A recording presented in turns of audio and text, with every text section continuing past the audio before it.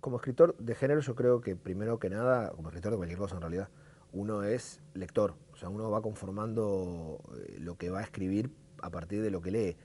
Y si bien en mi casa, en la casa de mis padres, siempre se leyó muchísimo de todo tipo, hasta el día de hoy hay bibliotecas que van del piso al techo, en algún momento yo fui avanzando en la novela de géneros, empezando, no sé, por la más tradicional novela de aventuras, Salgari, Verne, Stevenson, a irme acercando más y más a la ciencia ficción y el policial, más que nada porque era la literatura que mi hermano Fernando, yo tengo dos hermanos, los dos son más grandes que yo, Fernando es 12 años más grande que yo, así que lógicamente el hermano menor trataba de ver qué hacía el hermano mayor. Y mi hermano hasta el día de hoy es un gran consumidor de novela negra y de ciencia ficción. Entonces yo creo que fui amalgamando mis gustos a los de él. Fui leyendo lo que él me recomendaba y sigue siendo una sinergia que funciona hasta el día de hoy. Mi hermano sigue siendo el tipo que me recomienda tal autor y allá voy yo a leerlo. También le he logrado compensar un poco y ahora soy yo el que le recomienda a él y vamos emparejando las tablas. Y por tanto es natural, creo, que cuando empezara a escribir lo que más leía, lo que más consumía, se volcara en lo que escribía. Entonces, las primeras cosas que yo recuerdo haber escrito son algunos relatos infantiles, tipo de aventuras, amigos que pasaban adversidades y la amistad superaba todo, una cosa así, bien de niño de 9 10 años. Y en algún momento empecé a escribir relatos policiales y relatos de horror, que es algo que después rara vez volví a practicar. Y ya se iba mezclando mi cabeza, viéndolo en retrospectiva, ¿no? En ese momento no había manera de medirlo, algunas lecturas que yo iba haciendo más regionales, si se quiere, que lo que mi hermano Fernando me recomendaba. O sea, mi hermano Fernando había mucho consumo de novela negra americana, mucha ciencia ficción de los 50, 60, y en algún momento el resto de la casa de mis padres, con su amplia variedad, también empezó a aportar, y entre lo que leí, ya como con 15, como con 16, fue una novela muy breve que se llama El Vigilante, que es una novela de un escritor uruguayo que se llama Henry Trujillo, que es un grandísimo escritor que, en parte por no ser tan prolífico y en parte por esquivar el haz de luz que podría haberlo iluminado, no es tan reconocido como yo creo que debería.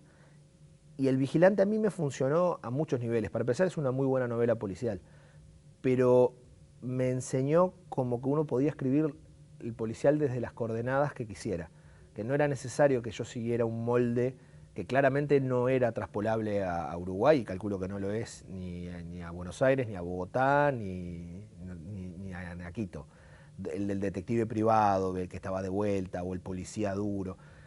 En cambio, leyendo El Vigilante, yo descubrí un policial que vos podías contar desde las coordenadas del sereno de una fábrica que veía un crimen y en lugar de denunciarlo empezaba a chantajear a los que lo habían cometido, que era muy cercana. En algún momento alguien podría criticar, es el policial donde toman mate, como que haces algo así básico y lo empezás a parodiar, pero en realidad yo creo que no es una parodia, yo creo que es incorporar el costumbrismo de tu país a ese policial, que no es ni más ni menos que lo que hace el policial americano en las coordenadas del país que lo escriben.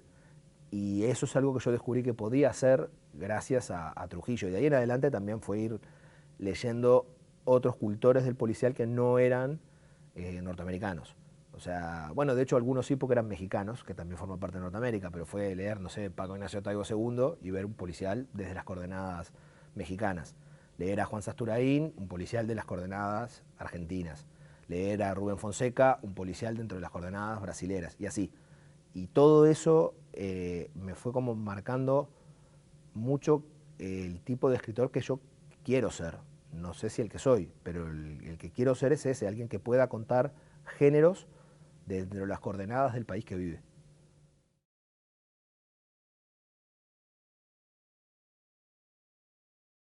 Yo creo que el género negro funciona como un fresco del momento social en el que lo estás escribiendo y tiene la facultad de poderlo plasmar lo que está ocurriendo desde la perspectiva de un relato muy clásico, si se quiere, una historia con inicio, desarrollo y desenlace, de que está pasando algo puntual, que puede ser de todo. Un tipo que comete un crimen, un tipo que investiga un crimen, alguien que vive en un contexto de crimen, y vos estás retratando la realidad sociopolítica de tu lugar en ese momento, aprovechando los códigos del género negro, que tiene además un camino trazado con el lector de género. El lector de género reconoce pautas, reconoce códigos del género, lo cual te permite casi que estamos hablando el mismo idioma. Te permite acceder muy fácil al lector y capaz que contar cosas problemáticas, reflexionar sobre problemáticas que en un contexto de la novela seria pueda llegar a chocar. Y en cambio los géneros, eso no es solo privilegio del policial. El género de horror, por ejemplo, siempre ha reflexionado sobre temas importantísimos como el racismo, la xenofobia, y lo hace desde dentro de coordenadas que a primera vista es simple entretenimiento. Pero la reflexión está, te permite reflexionar de lo que estamos hablando a partir del uso del género. Yo creo que el policial en eso es un privilegiado, te permite hacer profundos y sesudos análisis sociológicos en una novela que en realidad a primera vista son persecuciones y tiros. Yo pienso que la popularidad del género negro hoy día suena como, qué importante, todo el mundo lo lee, todo el mundo lo consume, pero en realidad siempre todo el mundo lo leyó y siempre todo el mundo lo consumió. Desde las novelas Problema de Agatha Christie y Arthur Conan Doyle, no había nadie más leído que Agatha Christie y Arthur Conan Doyle. Y de eso hace más de 120 años. Y después, cuando las revistas pulp empezaron a salir, era de consumo popular, masivo, y siempre se mira para atrás y se encuentra que el género policial, el género negro, o sea, como quieras, del policial al negro el cambio, siempre ha sido uno de los géneros más consumidos y sin duda más practicados. A mí me parece que eso lo que habla es de la popularidad del propio género, habla del alcance del género y de lo mucho que puede el género reflexionar, entretener, lo que vos quieras. El género negro tiene una parte donde eso funciona, donde vos podés encontrar hoy día desde novelas que cuestionen el estado de bienestar sueco escritas por Mankell, reflexionen sobre el estado de permanente guerra en Argelia de Yasmina Khadra, o el conurbano bonaerense con Leo Yola. Y todo eso es género negro. Entonces su alcance popular es inmedible, lo cual hace que también, a medida de que los fenómenos comerciales se van dando, muchas veces eso se capta. A mí yo leo muchos nórdicos, pero en algún momento me parece desmedido de que todo lo nórdico parece tener una popularidad y caen novelas como Stieg Larsson, que las novelas son mediocres. O sea, pero no hay manera de ofenderlo porque el hombre está muerto, pero las novelas son mediocres y son de un exitazo porque hay una plataforma después comercial que potencia esa obra. Lo que me parece es que dentro del género vos tenés tanta variedad, tiene tanto alcance, y si te pones a mirar para atrás además es inagotable. Vos de repente pasan cosas como todos estos rescates que está haciendo el sello La Bestia Quilátera y te encuentran a gente como Elliot Chase, del que yo nunca había escuchado nada, y de repente, pum, 3 novelas del tipo que están buenísimas y el tipo las publicó en la década del 40, 50, y ahí reaparecen y son libros que son buenísimos de leer y estuvieron 70 años escondidos para nosotros, los lectores hispanoparlantes. Eso a mí me parece que habla del género tanto de aquel que lo practica como el de que lo consume. Es amplísimo. Y es evidente que con esa perspectiva sea comercialmente viable. Porque además el género negro yo creo que habla de temas que les llegan fácilmente a un amplio margen de la sociedad. Lo cual supera capaz que a otros géneros. Porque si vos te pones con el horror, y hay que tener el gusto por asustarse, por ejemplo, que no lo tiene todo el mundo. Si te metes en la ciencia ficción y especular el futuro, filosofar al respecto, y ni te cuento si tiene un componente científico alto, tampoco es para cualquiera. Y en cambio el género negro tiene una masividad en su propia concepción, que eso es un obvio camino hacia el éxito comercial. O sea, yo no digo con esto que no puede haber un éxito comercial de otra cosa, pero en el género negro tenés como los escalones marcados en la escalera para que eso se dé. Bueno, a la hora de pensar influencias que marquen lo que yo escribo, yo creo que queda muy claro como las 3 grandes pasiones que tengo, no como practicante, sino como simple espectador. Yo soy un gran lector de narrativa, pero también de historieta, y soy un gran cinéfilo. Eso yo creo que termina siendo una amalgama que termina pesando en cómo escribo. A mí pasa a veces que me han comentado que mis libros son muy cinematográficos, pero también puede ser que yo escribo guiones de historieta para vivir. Eso tiene que verse reflejado a la hora de ponerme a escribir. Por tanto, es muy difícil pasar en limpio las influencias porque son muchísimas. Sí te podría decir que Hugo Pratt es una de ellas.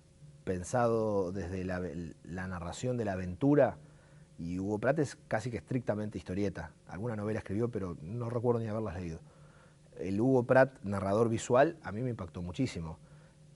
Si pensás cine, y cine, yo qué sé, va desde películas ignotas viejas a, yo qué sé, todo lo que hizo Spielberg. Yo no puedo pensarme como un... No sé cuánto de eso hay en lo que escribo, pero no puedo negar que todo Indiana Jones es una influencia del niño y adolescente que fui. Y otro tanto pasa por la literatura. Yo igual lo que trato siempre es seguir siendo permeable.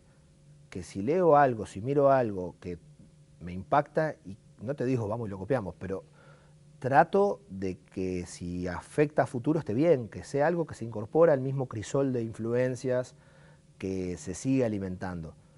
Me pasó, por ejemplo, leer una novela de corte fantástico que se llamaba Jonathan Strange y el señor Norrell, que es de una mujer que se llama Susan Clark, y que me encantó, me pareció una reescritura al estilo inglés decimonómico de un mundo fantástico. Son las guerras napoleónicas pasadas por un tamiz donde hay magia.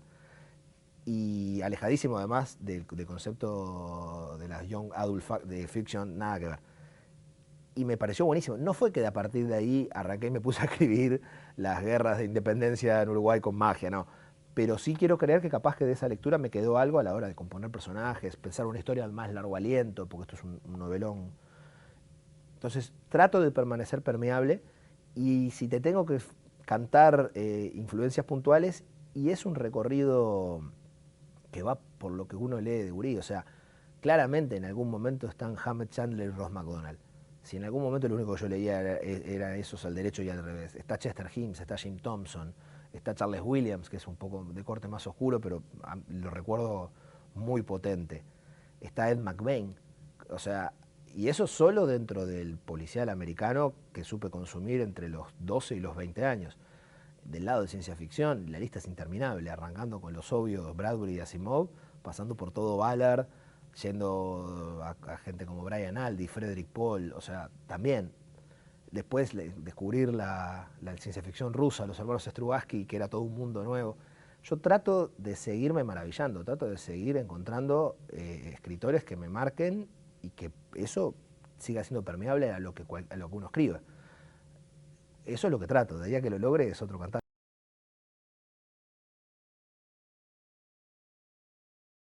Lo primero que escribí fueron cuentos, pero como lector leía tanta historieta como narrativa. O sea, nunca en mi casa esa clásica distinción de la historieta es un arte menor y es para chicos, y en mi casa nunca estuvo. Otra cosa que también hay que agradecerle a mi hermano Fernando, que yo que sé, un recuerdo permanente que yo tengo en mi infancia es él cayendo con un Asterix, una Lucky Luke, una Tintín de regalo, hasta el punto de que hoy día guardo toda esa colección que la fue construyendo él regalándomela. Por tanto, cuando empecé a escribir, tenía algo así como 18, 19 años, y fue como, bueno, si escribo cuentos, ¿por qué no escribo guiones de historieta? Hubo todo un avance técnico que escribir un cuento, uno leía un cuento y sabía más o menos cómo era el proceder de escribir un cuento. Ahora vos lees una historieta y no es que venga un manual de cómo escribir un guión. Por tanto, hubo un momento de ver cómo eran los guiones de cine, porque no había manuales de guión de historieta, entonces me leí un par de textos de cómo componer un guión de cine, y luego ir haciendo como mi propio formato de guión, que años después, viendo guiones de colegas, me di cuenta que no era ni tan distinto. También descubrí que como que cada maestrito tiene su librito, y que cada guionista tiene una forma muy fácil de decodificar, pero propia a la hora de escribir un guión. Eh, Cuando eso se puso en marcha, fue como una serie de casualidades. Primero fue un proyecto con unos amigos de una revista que se llamó Montevideo Ciudad Gris, que quedó tristemente inconclusa, que hasta el día de hoy Porque uno comete, por suerte comete todos los errores que puede cuando es joven, y luego los sigue cometiendo pero los esconde. En aquel entonces, mi idea de vamos a hacer una historieta, ¿y cuál fue? ¿Algo modesto? ¿8 páginas que pudiera salir? No, claro que no. Una miniserie de 6 números de 22 páginas que iba a ser era un policial justamente, de los cuales terminaron saliendo 3, cambiaron los dibujantes de número a número, fue un problema tremendo, casi me da una úlcera a los 20 años. Pero quedó un intento, es más, que en un contexto donde había muy poca historieta, el Uruguay del año 2000 había muy poca historieta, y muchos menos guionistas, no había guionistas de historieta. Había el dibujante que se escribía sus propios guiones, pero un tipo que solo escribiera no había. Lo cual llevó que para el 2003 se hace una antología colectiva que salía con un diario que se llamaba Quimera, la de la revista, y me llaman a participar, y luego los que quedamos amigos de Quimera armamos una editorial, que es la que sigo llevando hasta el día de hoy, que se llama Belerofonte, y a partir de esos productos chiquitos, esas revistas, empecé a cruzar Argentina, a eventos, empecé a conocer gente en Argentina, empecé a participar de proyectos como Historietas Reales, que supo ser un blog de historieta autobiográfica que salía todos los días una historieta diferente. Y una cosa fue llevando a la otra y en un momento dado, creo que por el año 2005, 2006, me llega bueno, ¿qué te parece escribir una historieta así, así, publicarla así? Te pago tanto. Y fue algo que nunca había visto en la literatura, por ejemplo, que me ofrecieran tanto dinero a cambio de una obra. Y a partir de ahí es que hasta el día de hoy sigue siendo uno de mis principales ingresos a la hora de vivir, que es escribir historieta. Y fue también como un proceso tan natural como el de escribir, pero que aparte en algún momento se profesionalizó, lo cual hizo que uno le pudiera dar mucho más tiempo y dedicación que a la literatura, porque la literatura es amor puro y duro, porque salvo rarísimas ocasiones, ya sea que te transformes en un autor de éxito o vayas ganando algún premio cada tanto, no ves pago hora hombre de lo que te lleva muchísimo. De hecho, lleva mucho más escribir una novela que escribir el guión de una novela gráfica. Y en algún momento, además, el escribir historieta tiene como otras recompensas, tiene como el resultado que es más que la suma de las partes, que es por lo menos dos cabezas que piensan en beneficio de una obra y el resultado es mejor de lo que podrían hacer por separado. Y eso es algo que la historieta da y no da la novela. La novela sos vos y lo que te salga. Y en el caso de la historieta, normalmente sos vos y un dibujante, y lo que pueden hacer juntos supera lo que pueden hacer por separado. Eso es una recompensa más allá de lo pecuniario.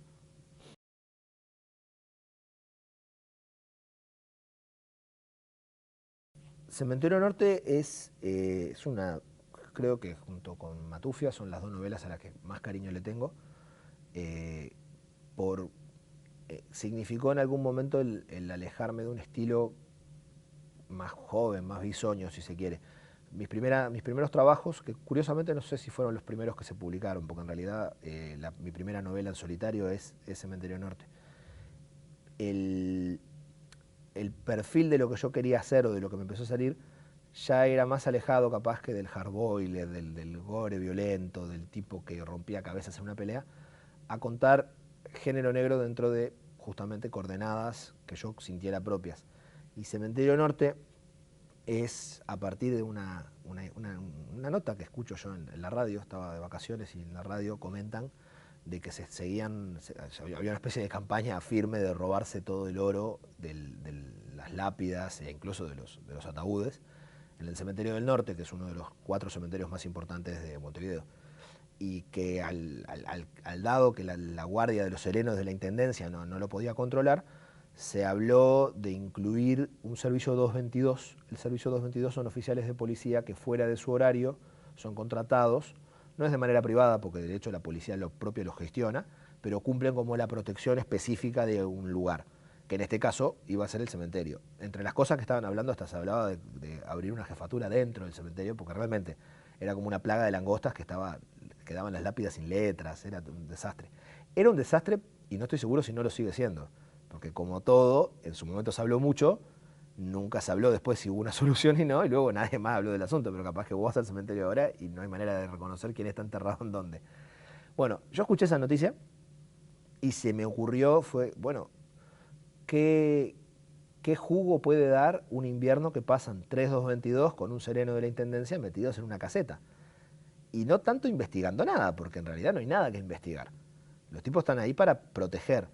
El asunto es que yo tengo una imagen del funcionario público que implica que no trabaja mucho.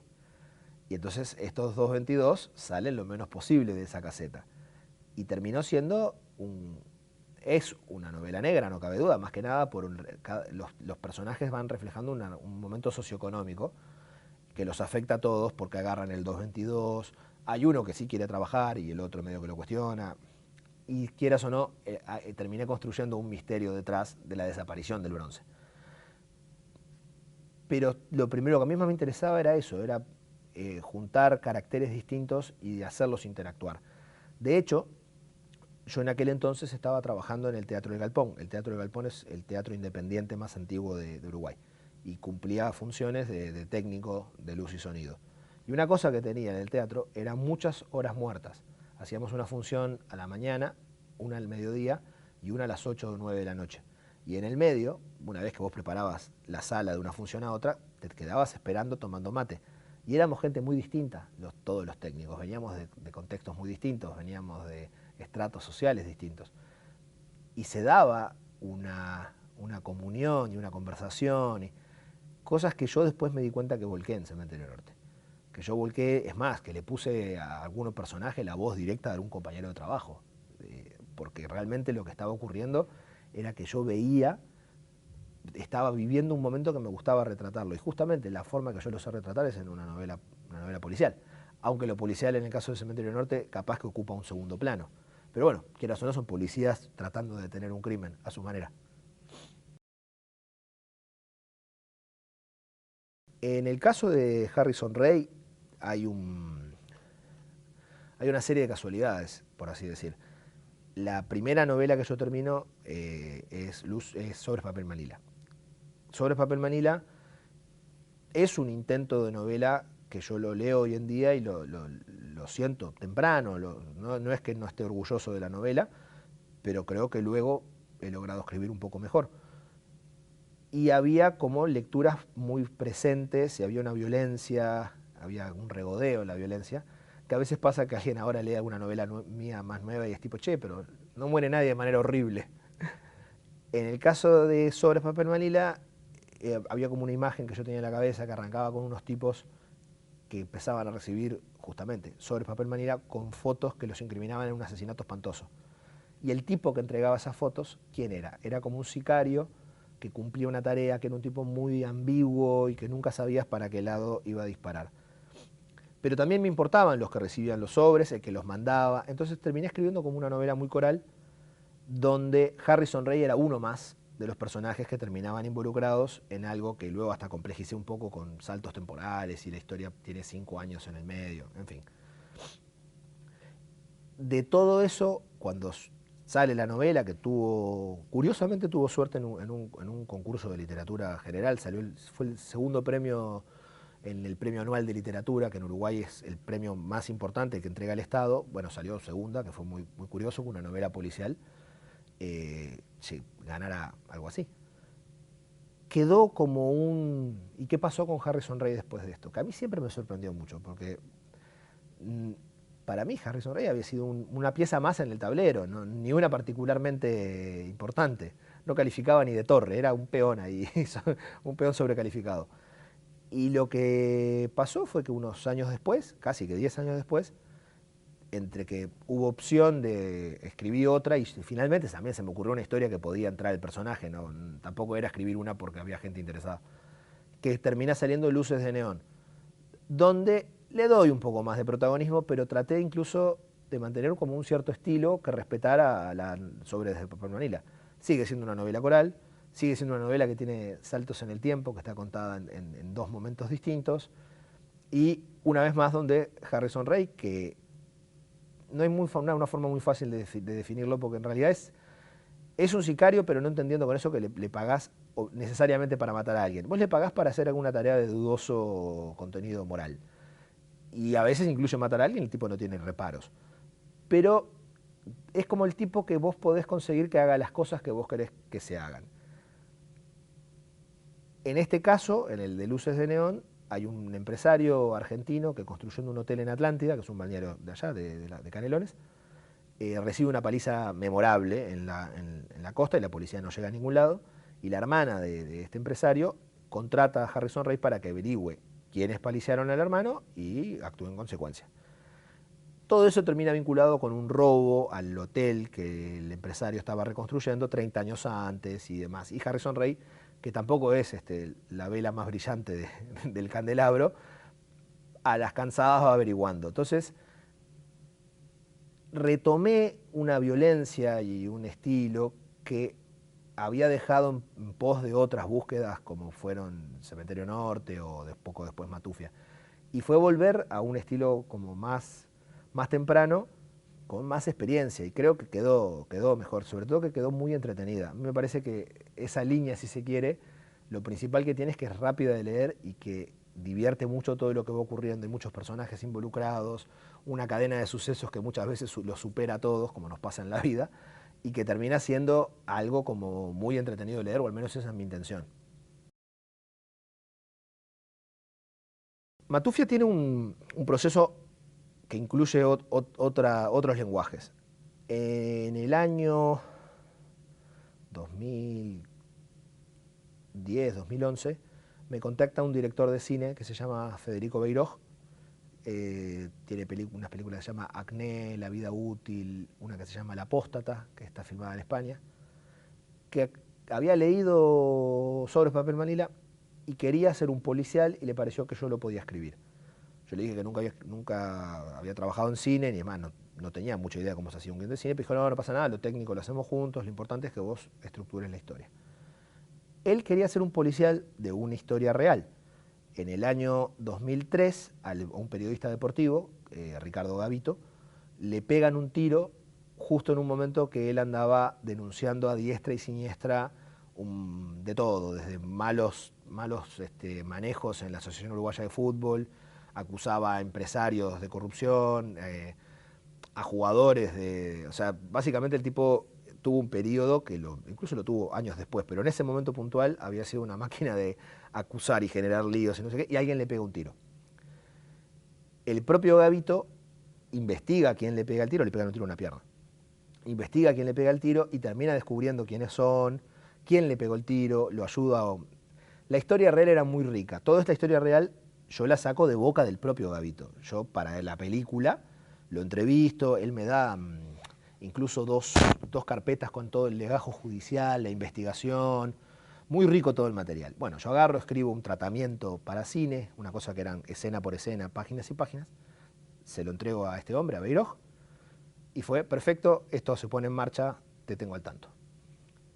Pasa un año y un día me dice que en realidad le había salido, Beiroj me comenta que le había salido una serie de televisión, que no sé qué, y que esto marchaba un cajón.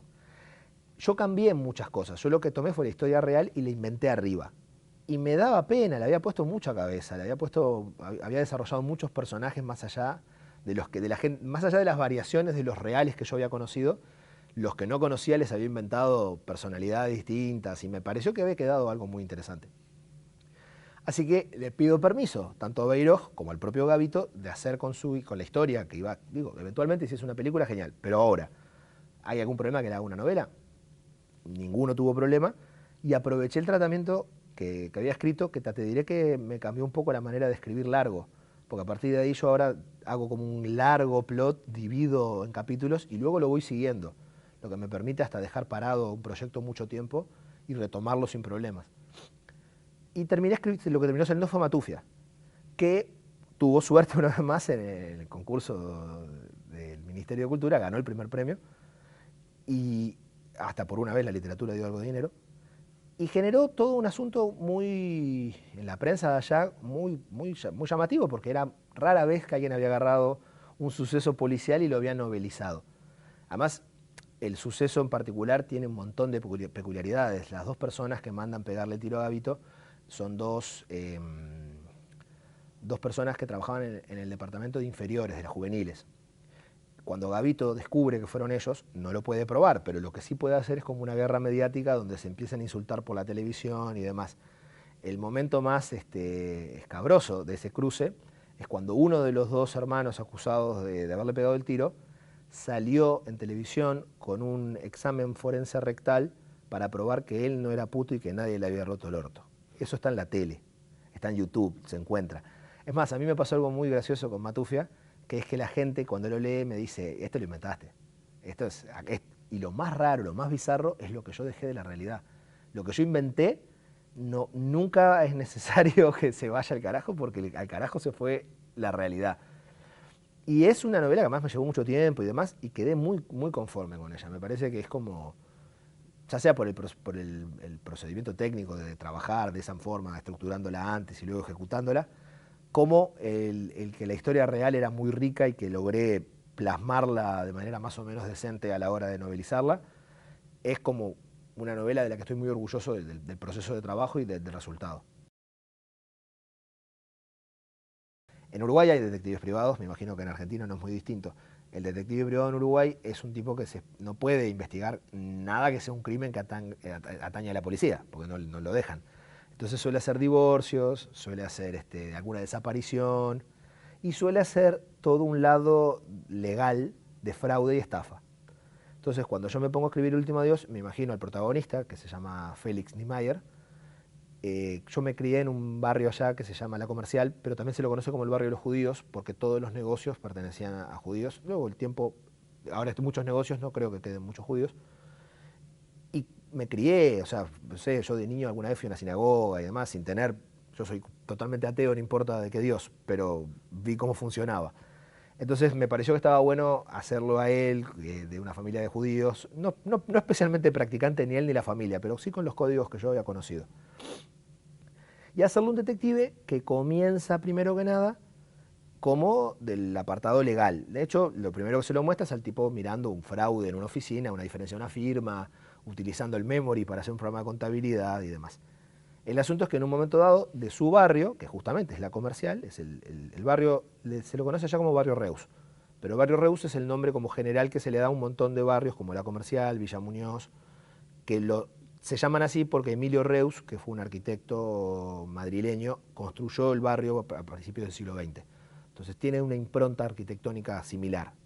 Barrio Reus es en general, pero los barrios en sí se llaman así, La Comercial, Villa Muñoz. Se le pide a él volver al barrio porque en un taller mecánico están teniendo el problema que el taller es chiquito, durante la noche los autos quedan estacionados afuera, alguien está grafiteando los autos. Entonces, la idea era contratar a un detective privado para que averiguara quién estaba grafiteando los autos. Y a partir de una historia muy chiquita, con un personaje al que le puse mucho de autobiográfico, porque obviamente el tipo se cría en el barrio que me crié yo, tiene una barra de amigos que es más o menos la que tuve yo, empieza a investigar algo que termina volviéndose una novela policial más estructurada al momento que eventualmente muere alguien. Pero durante un muy buen tiempo es una novela policial de muy bajo voltaje, donde el tipo está investigando algo mínimo, que es alguien que está grafiteando autos, así de sencillo. Y también, con esa novela la recepción me dejó como un gusto medio agridulce porque se leyó como parodia del género. Porque a mí me parece que hay como una visión medio general del policial, y es que si vos te apartás de los cánones que ya tienen como 70 años, no sé, de Chandler, que Chandler ponía humor en sus libros, pero bueno, visto desde ahora capaz que no era un humor costumbrista y demás, como que lo empezás a parodiar. Si yo hago un detective privado que investiga algo tan chico, es que estoy parodiando el género, y yo estoy en total desacuerdo con esa idea.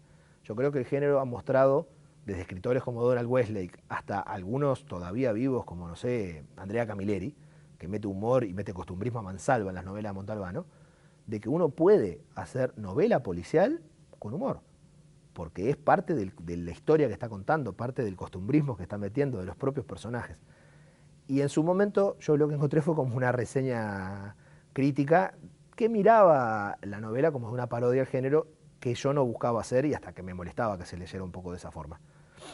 Después hice las paces con eso y yo seguí escribiendo como me salía, y que lo lean como quieran.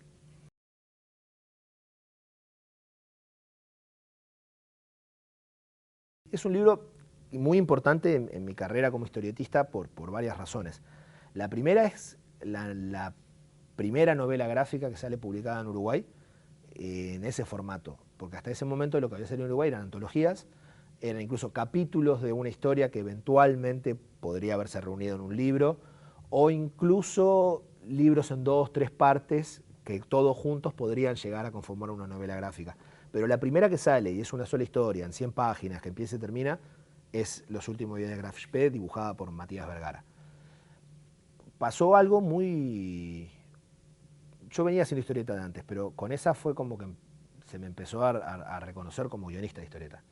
Sobre todo en Uruguay. En Argentina ya había tenido más suerte, pero bien dicen que uno nunca es profeta en su tierra. Y en Uruguay, a partir del Graf Spee, fue que empezamos a tener un reconocimiento público muy importante. La prensa, que a la historieta no le suele mirar con tanto cariño, era algo distinto. Me parece que el componente histórico también pesa.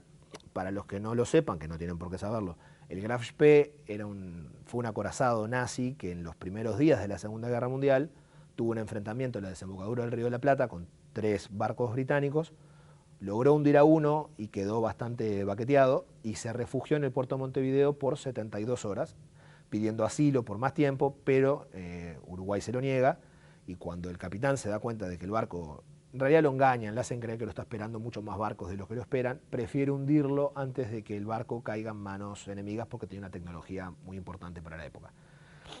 Esa es una historia que se volvió parte del patrimonio uruguayo a esta altura, es cuando la Segunda Guerra Mundial nos pasó en la orilla. Nunca más, por suerte, pero nunca más pasó. Es famoso las filmaciones de la época de cómo multitudes fueron al puerto a ver que el tipo hundía el Graf Spee. Y yo lo que hago en la novela gráfica es contar la historia con la base histórica lo más investigada posible. De hecho, estuve 5 años leyendo al respecto antes de escribirlo, mezclado con una trama de espionaje que es absolutamente inventada. Los capítulos impares son históricos y los pares son inventos. Y pasó que empezó a tener un montón de reseñas, fuimos a la televisión a hablar de la historieta, fuimos a dar charlas. Llegó, un par de años después fue el aniversario del hundimiento del barco real y nosotros estábamos dentro de la grilla de los que íbamos a hablar y contar y no sé qué. Y claro, yo había leído 5 años al respecto, más o menos puedo hablar de lo que pasó. Y generó una base, creo yo, para el resto de las historietas, las mías e incluso de las que se empezaron a hacer, como una puerta que se abrió. Se abrió una puerta y también se abrió una puerta a la historieta histórica que durante mucho tiempo en Uruguay fue lo que más se hacía. Se hacía historieta histórica primero que nada y después alguna otra cosa. Hubo historietas de los charrúas, hubo historietas, no mías, ¿no? Digo en general. Historietas de los charrúas, hubo historietas de cuando Che Guevara visitó Uruguay en el 60, de la gran fuga de los Tupamaros en el penal de Punta Carretas en el 70 y pico. O sea, pasó un momento dado que parecía que había una historieta histórica para cada momento histórico importante, que fue, en cierta forma, si querés, una legitimación del lenguaje a partir de otro contexto. Y eso yo creo que el Graf Spee tuvo su peso. Dengue es la tercera novela gráfica que hacemos con Matías Vergara después de Acto de Guerra, que Acto de Guerra fue un compilado de anécdotas sobre la dictadura en Uruguay. Y Dengue fue un pedido de Matías de alejémonos un poco de la reconstrucción histórica, basta de hacerme mirar cómo se vestían o qué autos había en los 30 o en el 70. Y Dengue es una historia de ciencia ficción que imagina que cuando llega el verano y todos tenemos que también pasa en esta orilla, el brote autóctono de dengue y el pánico y de vuelta en los frascos y no sé qué, imaginar qué pasaba si el cambio climático hacía que el verano fuera permanente y el dengue se instalara y aún peor, mutara en una tercera variedad de ya no una fiebre hemorrágica mortal, sino mutantes y cosas así. Todo pasado por el tamiz del policial, una vez más, donde hay un detective, un sargento de policía que empieza investigando un asesinato en el Instituto de Estudios Dípteros, que eran los que supuestamente combatían el dengue, que termina descubriendo una trama de poder, conspiración y empresas que les conviene más que esté el dengue que la cura.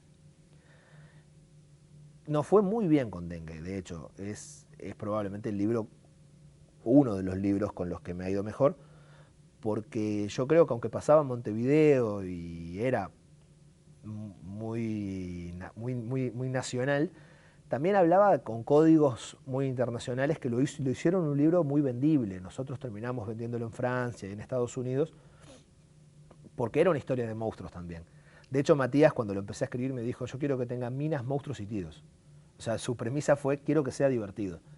Y entonces, Dengue también busca eso, busca ser pochoclero, hay persecuciones, hay comandos asesinos, bueno, hay monstruos por todos lados, los mosquitos espantosos que dibuja Matías.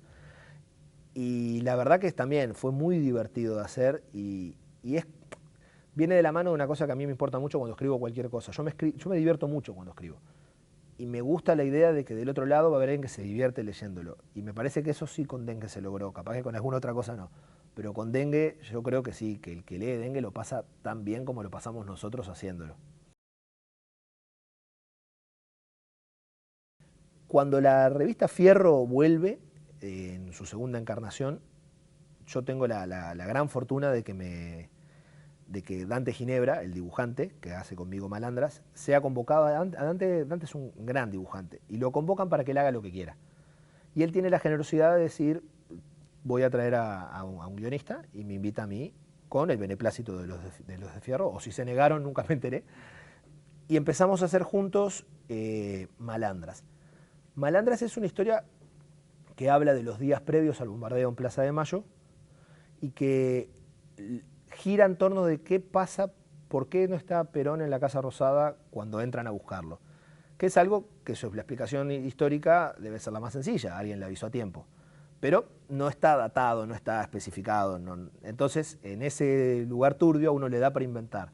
Y es un montón de historias cortas, autoconclusivas, de un montón de fiolos, putas, malandras, que se terminan viendo involucrados en la información de que va a ocurrir un golpe de Estado uno de ellos logra avisarle a tiempo a la gente. No, Perón no aparece nunca en toda la historia, pero logran avisarle a alguien que hace que Perón no esté en la Casa Rosada. Y la verdad, fue un libro que a mí me ha dado mucho que hablar acá en Argentina, cada vez que, ahora ya no, porque también tiene un tiempo, pero que era muy gracioso, presentación del libro, porque después de salir en revista en Fierro, terminó concretándose en un libro, que me preguntaran cosas como si yo era peronista, lo cual mi respuesta es no, yo soy uruguayo, no tengo ni simpatía ni antipatía política con Perón. Me dice, bueno, pero en Malandras los peronistas son los buenos. Y yo contesté, no, en Malandras los golpistas son los malos. O sea, yo eso es una cuestión que la tengo intrínseca. Para mí, cualquier atentado contra un gobierno democrático siempre van a ser los malos. Obviamente eso deviene de mi propia vida. Yo qué sé, yo nazco en México porque mis padres son exiliados políticos de la dictadura uruguaya. Difícilmente yo pueda comprender un golpe de Estado en términos justificables. Entonces esa respuesta como que normalmente aplacaba los ánimos sobre todo si les caía mal la idea que yo fuera peronista. Porque si les caía bien la idea que yo fuera peronista estaba todo bien, pero cuando era mal era, usted es peronista, entonces había que decir que en realidad no, ni pro ni en contra.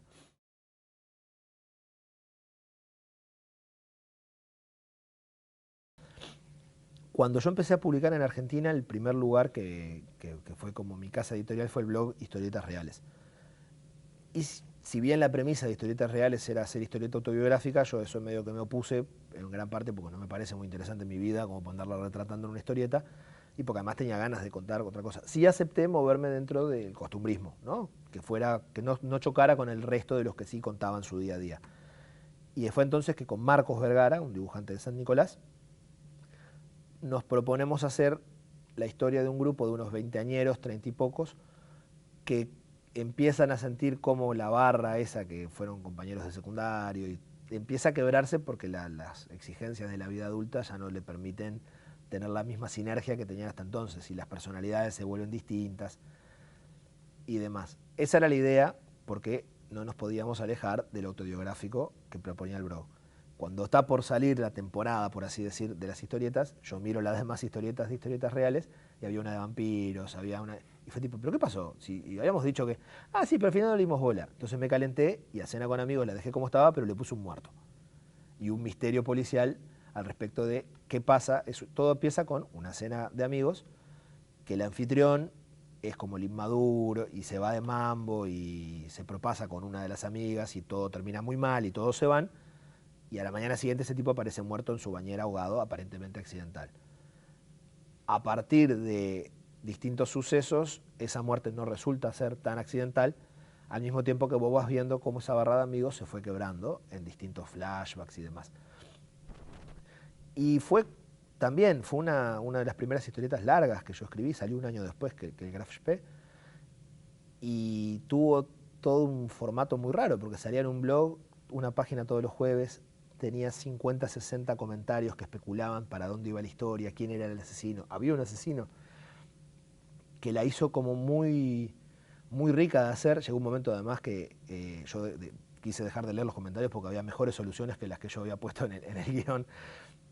Pero además que me permitió empezar a trabajar en Argentina. Yo en ese aspecto le estoy agradecidísimo a Historietas Reales, hasta el punto que luego sacamos con Marcos 5 libros. Estamos sacando ahora el 5.º libro, han pasado 10 años y seguimos trabajando para Historietas Reales, a página por semana, porque fue el espacio que a mí me abrió las puertas y a partir del cual empecé a tener una carrera de historietista en Argentina. Eso se lo debo a Cena con Amigos y a Historietas Reales. Cuando la historieta comenzó a volverse profesional y empezó a haber ofertas de trabajo, la primera de las ofertas era muy rara. Yo estaba trabajando para una empresa de contenidos para celulares en España. Hacía noticias cortitas de cultura y cortitas, tipo 140 caracteres, era un mensaje de texto. En un momento dado, cuando los celulares cambian al formato 3G y sus pantallas son más grandes, a mis jefes en Barcelona se les ocurre, sabían que yo hacía historieta, se les ocurre qué onda hacer una historieta que fuera serializada, entonces vos recibieras una tira, por así decir, por día, que la mirabas y quedabas enganchado para un continuará. Me proponen hacer eso y yo llamo a Hawk, que es un dibujante de acá de Argentina, y hacemos, la primera historieta que hacemos no sabíamos ni cómo iba a funcionar, entonces hicimos algo que es una mezcla de Herbert West Reanimator con Frankenstein, que se llamaba El siniestro Dr. Moreland, que era una pavada, nos divertimos mucho, había monstruos, Frankenstein, zombies, sexo. Y resultó, siempre estábamos esperando además que el invento de las tiras para celulares se viniera abajo en cualquier momento, nos pareció un disparate. Y sin embargo, salió toda la historia, que duró como 3, 4 meses, y bueno, ¿con qué siguen? ¿Y cuál fue el asunto? Nosotros, como habíamos hecho Moreland a la Bartola, no lo habíamos pensado nunca en un formato que luego pudiera recuperarse en un libro. Estaba hecho incluso dibujado en tamaño como para celular. No tenía una segunda utilización ese material. Pero cuando vino la oferta de seguir, decidimos que no, vamos a hacerlo mejor. Y fue que armamos 40 cajones. 40 cajones recoge un episodio de la novela Drácula. En la novela Drácula hay un momento que es cuando Drácula viaja a Inglaterra en un barco, una goleta que se llama la Demeter. Y en la novela de Stoker eso ocupa creo que 6, 7 páginas, el pedacito de la bitácora del capitán con las noticias del barco que llega sin tripulantes. Yo tomo eso y relleno. Todo lo que los días que Stoker no pone, yo sí los pongo y pongo algunas variaciones, con pequeñas frases de él las desarrollo más. Y mantengo todo lo que él pone en la novela, pero le agrego más sustancia, por así decir. Y eso fue lo que hicimos con Hawk para la segunda tanda de celulares. Fue lo último que hicimos porque ahí sí dejó de funcionar. Uno pensaría entonces que capaz que lo mejor era la cosa berreta y de muertes y tetas y sangre. Pero lo bueno es que 40 cajones nos quedó como material y a partir de ahí empezó a ser el libro que he logrado vender, porque en realidad la gran mayoría de las gestiones las ha hecho Hawk, a otros mercados. Salió después en Italia, salió acá en Argentina por Editorial Pictus, salió en Brasil, salió en Estados Unidos y hace nada confirmamos que va a salir en Francia el año que viene. Entonces es uno de mis primeros trabajos pagos que además se ha visto continuado en el tiempo con una proyección de publicación que sacando Dengue creo que ningún otro tiene. Y además es de los pocos que el género de horror más me he metido, era Drácula, ¿no? Había que respetar el contexto. Y está pensado tal cual, como una historia de horror sin vueltas, sin sutilezas. Es Drácula que está en el tenedor libre ese que es el barco, comiéndose uno de estos pobres desgraciados que no tienen la menor idea de qué está pasando a bordo. Y es el dibujo de Hawk además mandado a hacer para el horror, él es especialista en eso. Y fue además el primero de varios libros que con Hawk hemos armado y tenemos una muy prolífica colaboración que se sostiene hasta hoy.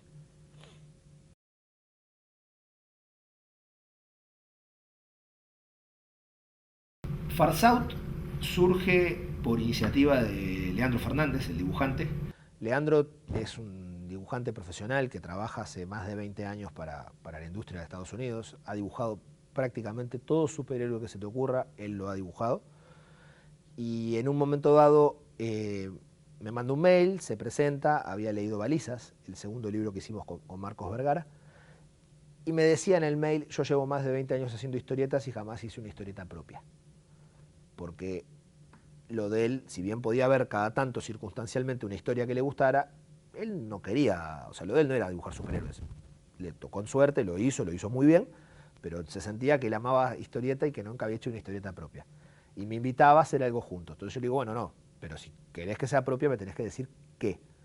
Y él, que él es de Casilda, tenía como un recuerdo de un contexto de la década del 30 o 40, obviamente de leyenda y oralidad, no es que lo haya vivido, él tiene apenas un par de años más que yo, de los lugares, las pulperías, de ese contexto todavía de la zona del campo que puede llegar a ser Uruguay, Argentina, hasta el sur de Brasil, de lugares donde hay todavía gauchos, todavía ahí quedan indios, todavía hay gente de la ciudad, malandras. Es como una mezcla muy rara y se le ocurre el concepto de Far South. O sea, cual si fuera el Far West, pero el del sur, el nuestro. Y a partir de esa idea es que empezamos a hacer este libro que va vinculando un montón de historias con una pulpería de un gallego que se llama Montoya en el centro, donde distintos personajes a veces son protagonistas de la historia, a veces son secundarios de otra, y lo que estaba por encima es el crimen, la ambición, la venalidad. Todos los personajes que se van vinculando es un western, pero que tiene la base de género negro a flor de piel, porque todos los personajes lo que buscan es su propio provecho, así sea en demérito de los demás. Pero al mismo tiempo hay como códigos, hay como lealtades que son bien de género negro y bien del western. Está como mezclado y dibujado además hermosamente por Lea, que es un trabajo hermoso de ver y arruinado ahí por unos textos que uno puso, pero bueno, ¿qué vamos a hacer? A veces pasa.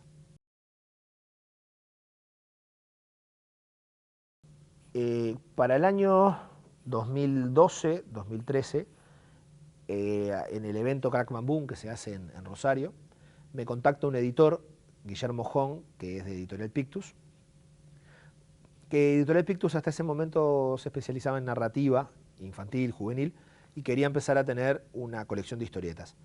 Él había hablado con Juan Sasturain de trasladar las novelas de Echenique, o Echenique, un personaje que Juan desarrolló en 4 novelas, Manual de Perdedores 1, Manual de Perdedores 2, Arena en los zapatos y Pagaría por no verte.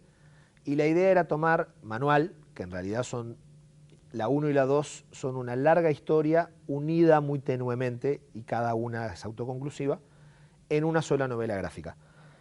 Eh, Al parecer, justo yo en aquel entonces estaba haciendo Malandras en Fierro, entonces Juan como que había tirado mi nombre como posible guionista, a Guillermo le había parecido bien, y me contactaron con un dibujante que yo no conocía, y de hecho lo conocí con el libro publicado, Lisandro Sterren, un dibujante de Entre Ríos, que tenía que tomar las 2 novelas y la teníamos que hacer en unas 150 páginas más o menos.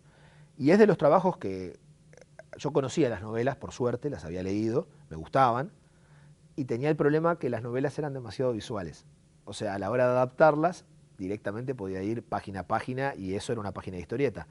Pero las 2 novelas juntas superaban las 400 páginas. Entonces, si hacíamos eso, iba a ser una novela gráfica de más de 400 páginas. Entonces tuve que cortar, todavía me acuerdo, incluso que mientras lo estaba haciendo me encontré en un evento con Sasturain, y Sasturain me dice, Santulo, vos cortá tranquilo, y mirá que yo las estaba escribiendo mientras las iban publicando. Dice, yo ni sabía mucho para dónde iba. Hay veces que iba, y es verdad, hay callejones sin salida que en la novela quedan bien, porque es que el tipo va a averiguar algo que en realidad no es ahí. Pero claro, queda claro que Juan fue para ese lado, dijo, no, acá no es, pero ellos ya había salido publicado, porque se iba publicando serializada. Entonces eran lugares que uno podía cortar y, y simplificar, y sobre todo unir bien las 2 partes, que la unión en las novelas es muy tenue y yo cargué más las tintas de dónde empezaba el relato y terminaba en la otra. Y la verdad que el libro es un libro hermoso, sobre todo que el trabajo de Sterren es espectacular, se fue por la línea expresionista de Alberto Breccia y además es editado en formato gigantesco. Es un libro hermoso de ver y también es una gran experiencia en ese camino que ya se había vuelto mi labor profesional, y que además era como lo que a mí me gusta que pase. Yo no quería llegar al punto de lo de Leandro Fernández. Mirar y decir, bueno, vivo de hacer historieta, pero estoy haciendo un montón de historieta que no me gusta. Está bueno que cuando te llaman por un trabajo sea porque se parece a lo que vos haces normalmente y se estima, con razón, de que vas a disfrutar haciéndolo y va a ser una obra propia. Así no sea que a mí se hubiera surgido de mí la idea de adaptar a Juan, pero es algo que sin duda me iba a encantar hacer.